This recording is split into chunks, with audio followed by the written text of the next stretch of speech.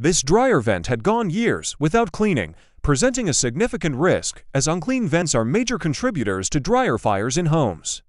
The vent's length was approximately 15 to 20 feet, quite short by any standard. Have you considered the state of your own vent?